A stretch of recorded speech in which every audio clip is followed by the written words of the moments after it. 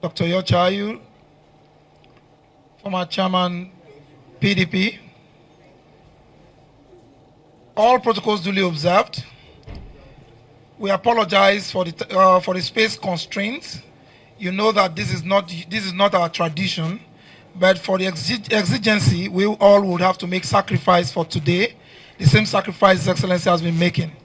We'll be as brief as possible, and we expect our colleagues. Please, our dearest colleagues, we expect that we should maintain decorum so that we can hear each other and listen to His Excellency speak to the nation. We have 4 cameras transmitting live, so no crossing of cameras. No crossing of cameras. May I therefore, with the kind permission of Your Excellencies, our esteemed colleagues, friends in the media, invite His Excellency Alhaji Atiku Abubakar, former Vice President, Federal Republic of Nigeria, PDP presidential candidate, and by the grace of God, the President of the Federal Republic of Nigeria. Your Excellency, you are welcome, sir.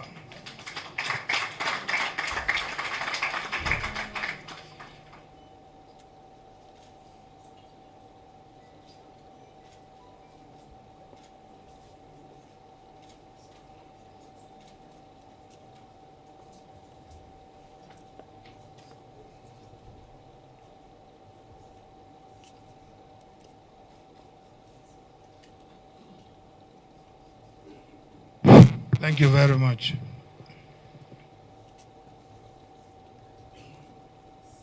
Your Excellencies, former governors,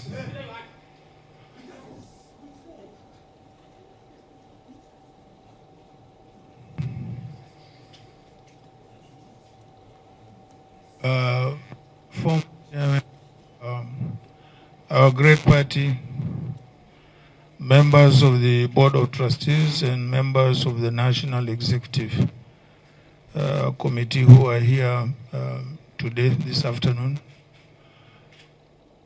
gentlemen of the press, distinguished ladies and gentlemen. First of all, let me apologize that we have to have this event in a constrained space like the one we are having now. So we do apologize for that.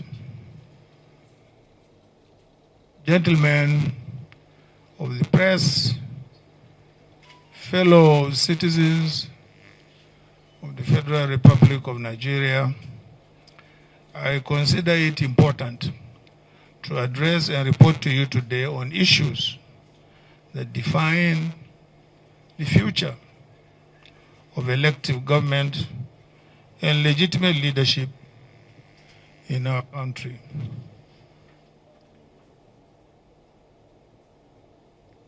Political leadership and active citizenship matter because there are ways through which we all work together to build a country that works for all who live in it and who will come after us.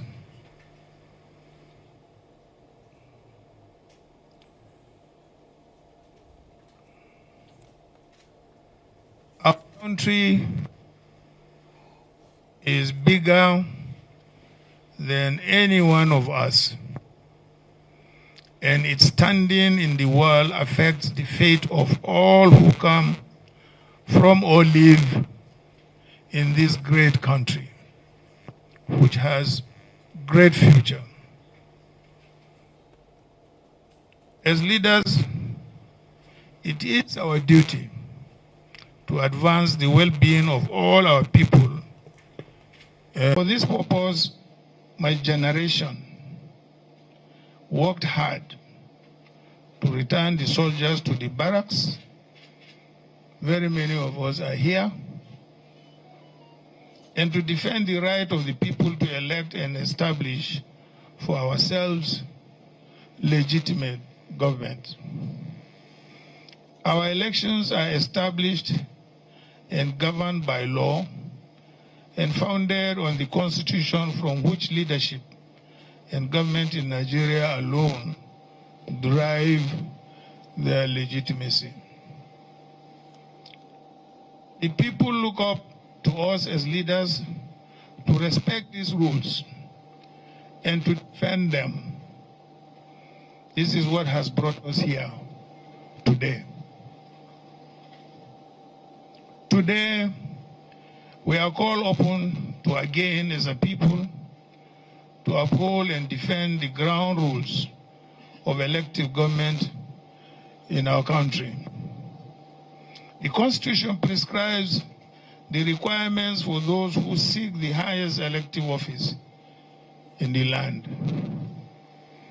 It should not take months or indeed decades for the institutions concerned to be able to do their work in establishing the credibility of any certificates presented by candidates for public office. We undertook this journey at great cost and for important reasons. The ground rules for legitimate governance in our country need to be upheld.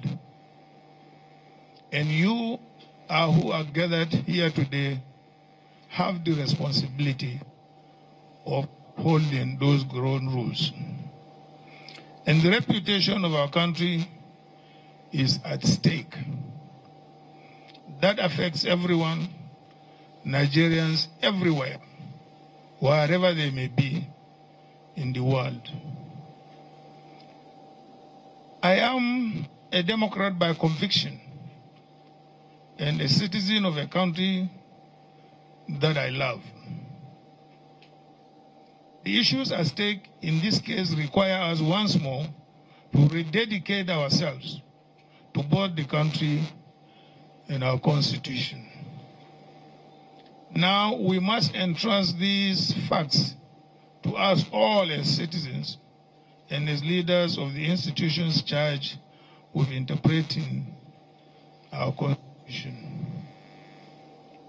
I should thank the lawyers, both in Nigeria and in the United States, who have assisted us in bringing clarity and definitive answers to these issues that appear to have defied our institutions for nearly a quarter of a century. I also want to extend my gratitude to the Nigerian citizens and friends of Nigeria, both within and beyond the shores of our country, for their patience as we have sought to find the facts and establish the truth. I wish to pay tribute to the late human rights activist, Chief Gani Fawehimi, senior advocate of Nigeria, who inspired us on this path of discovery. Now he can truly rest in peace in the assurance that what he started about 23 years ago has come to fruition. Gani's vindication today gives credence to the saying that no matter how fast a lie runs, the truth will someday overtake it. Former American President Thomas Jefferson once said, and I quote, "If I had to choose between government without newspapers and newspapers without government, I wouldn't hesitate to choose the latter." From exposing the Watergate scandal and unraveling the dubious certificates of politicians, journalists have maintained eternal vigilance by bridging the gap and stepping in when other arms of government failed. It is for these reasons that commendation must be given to David Hundeyin, an independent journalist whose extraordinary work and those of many more young people like him has become a source of inspiration. Special thanks must be given to the millions of Nigerian youths and citizen journalists too, who continue to put out the truth online even when no one is listening. Indeed, the price of liberty is eternal vigilance. They have put the country first in their firm commitment to unravel the truth and hold leaders accountable. This gives me the hope that we have worthy partners in the struggle to reclaim the country we call our home. This quest is not for or about Atiku Abubakar. It is a quest for the enthronement of truth, morality, justice, and accountability in our public affairs. In line with this, let me call on all well-meaning Nigerians, leaders of thought, our religious leaders, our traditional leaders, our community leaders, our political leaders, and in particular, Governor Peter Obi of the Labour Party and Governor Rabi Ukwankwaso of the NNPP and the leaders of every political party in Nigeria, and indeed every single person who loves this country, as I do, and who wishes nothing but the best for this country as I do, to join me in this campaign to enshrine probity, accountability, and the basic principles of justice, morality, and uprightness in our country and in our government. This is a task for each and every one of us. Let me, therefore, at this juncture, thank you for listening. May God bless you all, and may God bless the Federal Republic of Nigeria. Thank you.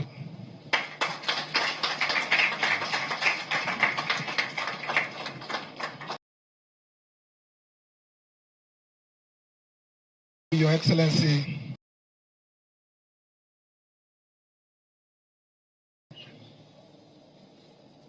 candidates of the People's Democratic Party in the last presidential election, and by the grace of God, the next president of the Federal Republic of Nigeria. Please put your hands together for a moment. Well, we have friends in the house. We have colleagues in the house. All technical questions will be taken that has to do with law will be taken by our friends. So, yes, Chuksokocha this day.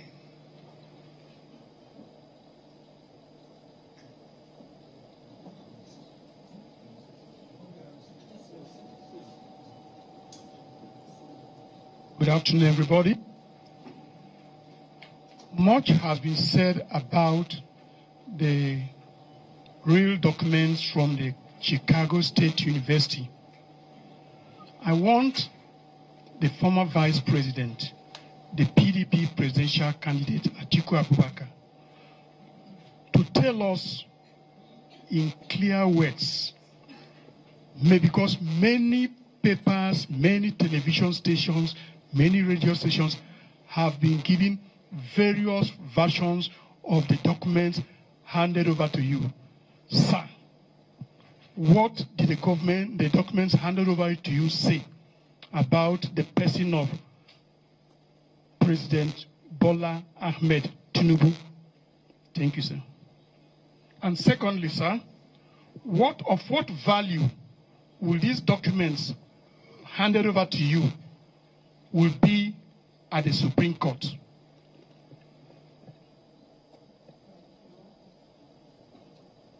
Thank you, Chuksokocha of these day newspapers. Eniola of African Report, that's an international platform, yes.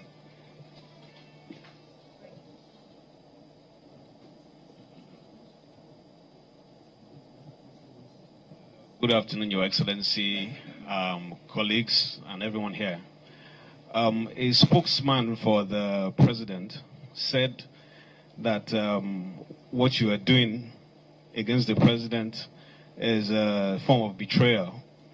And they said that in 2007, the president gave you a platform to run with and all that.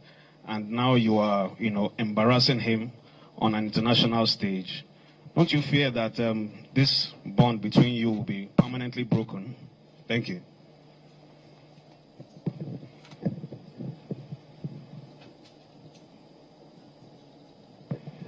Thank you. His Excellency will take the question from the African Report, while Barrister Kalu will respond to this day newspaper's inquiry.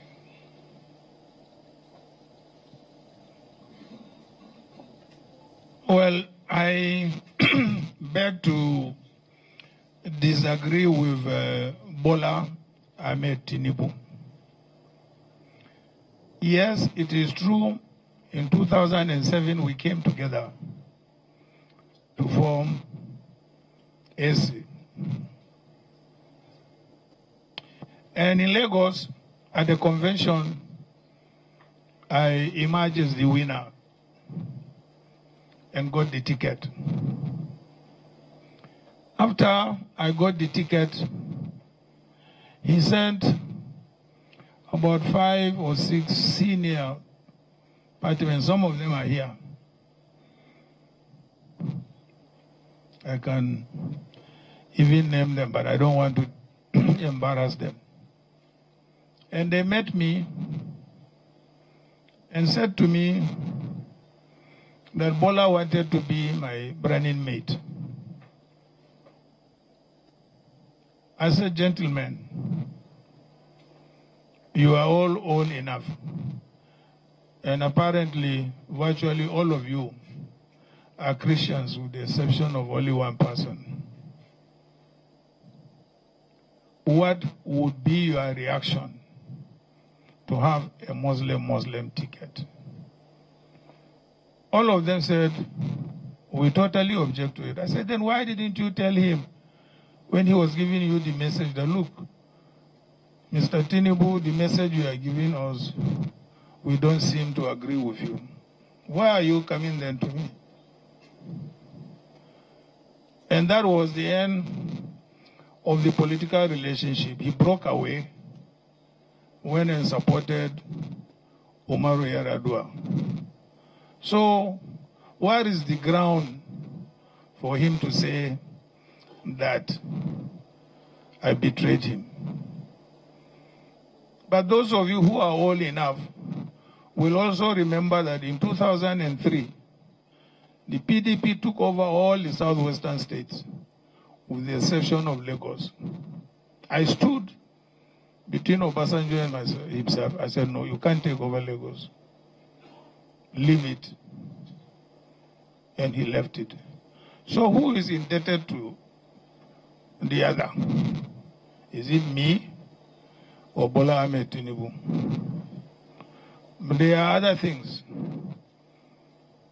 which I would not want to go into. But I vehemently deny that either I stabbed him at the back or did not do him whatever. Thank you. Until today, I will not do Muslim ticket. So I don't have to be president because I don't believe it is right for this country. It's not right. Absolutely wrong. We are multi-ethnic and multi-religious. And our government should reflect our diversity and our composition. Thank you very much.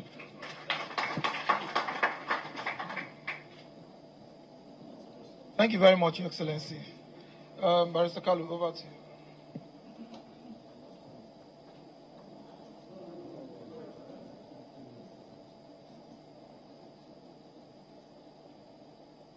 On the certificates issued or released by Chicago State University to the lawyers of Alhaji Atiku Abubakar, these are the documents. One, that Bola Ahmed Tinubu forged the certificate he presented to INEC. That's one. Two, that the qualifying certificate from Southwest College to Chicago State University bears a female, indicating that that document does not belong to Bola Ahmed Tinubu.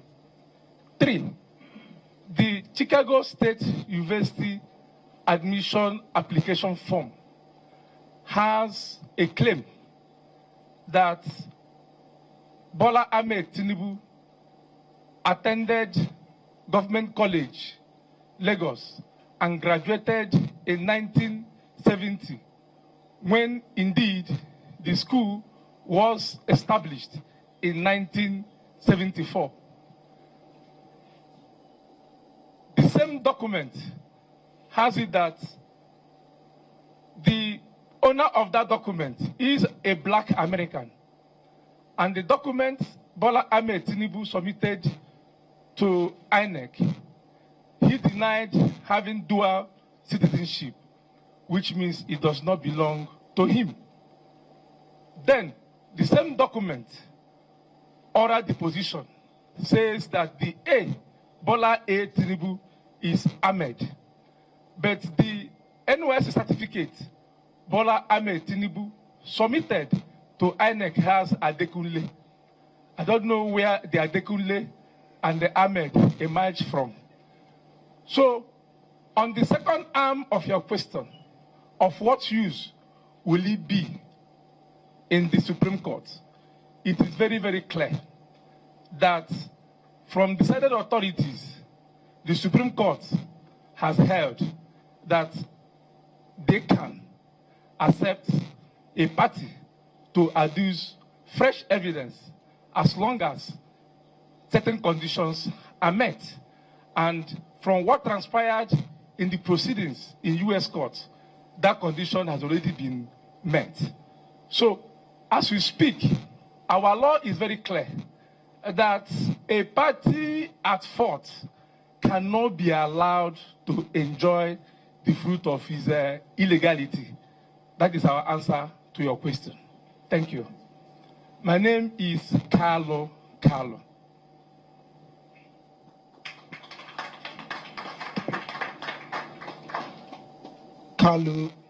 Thank you very much, Carlo. I will take, because of the condition of this place, very hot, and I have their excellencies present here. So many of them. I'm privileged to be right in front of you, your excellencies. Won't keep you here for too long. Okay, Friday or Loco, the Punch newspapers.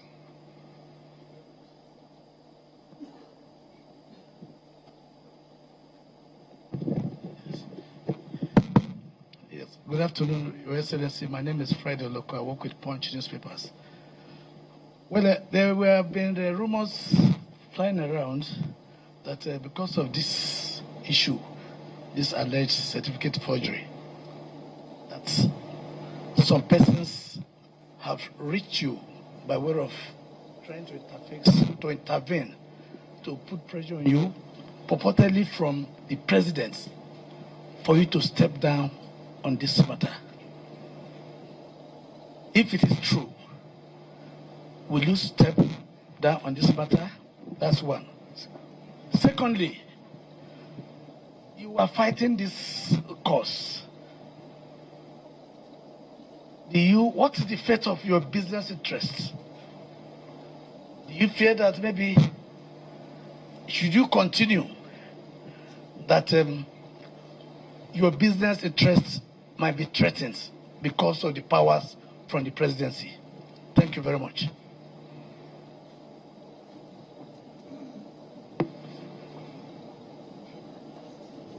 Okay, let me start from the business perspective, because it's the latest in the series of questions that you asked.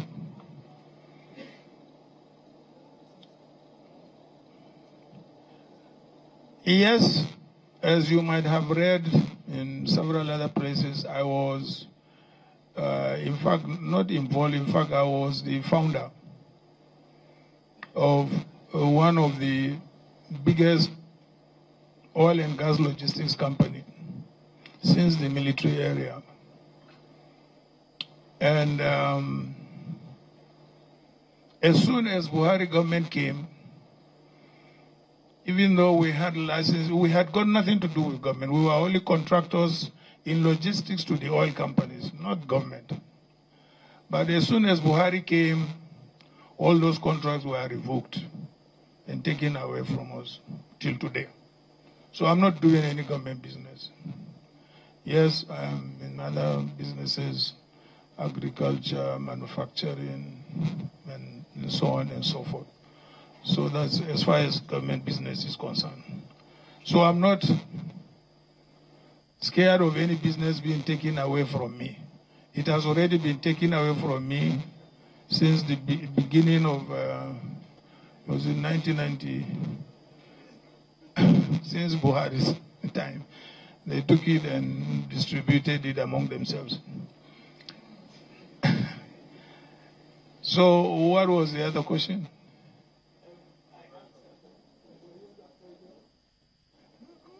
Not really. Yes, immediately after the elections, I was told there was a delegation of governors who claimed, they were sent,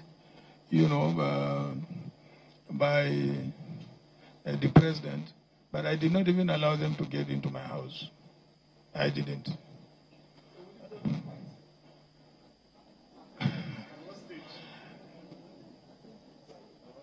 I will only drop the fight when the court rules.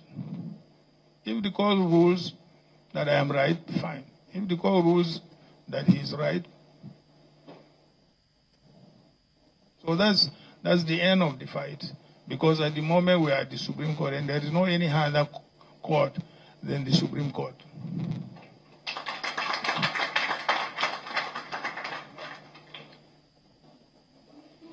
Thank you, Your Excellency. That will be my esteemed colleagues. I know that you have so many itching questions. We are available. We're going to send you the e-copies of this press briefing. And if you have further questions to ask, we are available. Mazi Polibe is here, Special Advisor Media to His Excellency. You all have our emails and phone numbers. You can reach us.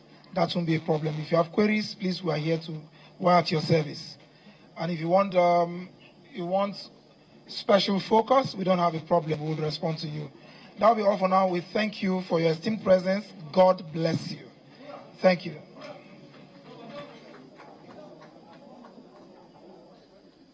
Those are live images coming in from the World Press Conference by the PDP presidential candidate in the 2023 presidential election, Alhaji Atiku Abubakar, speaking on various issues concerning the certificate saga of the president.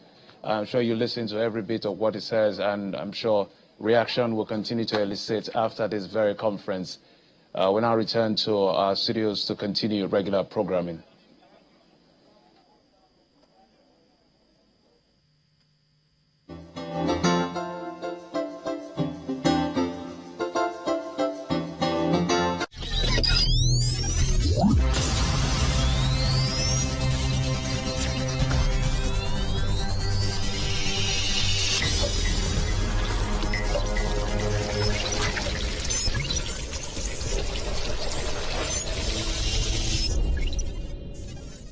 Hello there. It's great to have you join us on a fresh episode of Tech Trends as we seek out innovation and creativity that are unique to Africa. On our lineup this week, Joshua Adbola, founder of Josh for Tech, becomes the youngest in Africa to get certified as an Amazon Web Services cloud practitioner at the age of 13. Also on the program is my chat with Modupe Atiku, founder of Credence, and we talk about the regulation of digital currencies and the adoption of the e-naira. I'm Olayemi Odunuga. Welcome to the program.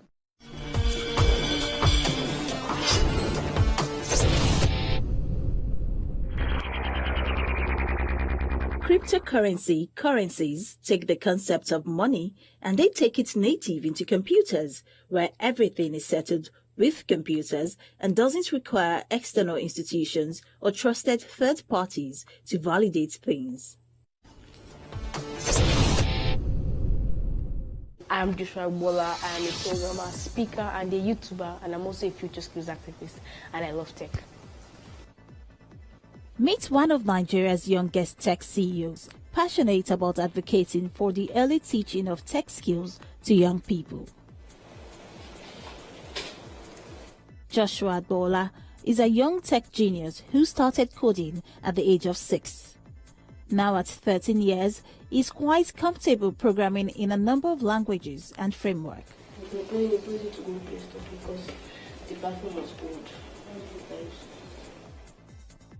He was first featured on Tech Trends in 2020, the year of the COVID-19 pandemic, when he continued to innovate and create content that suited the times.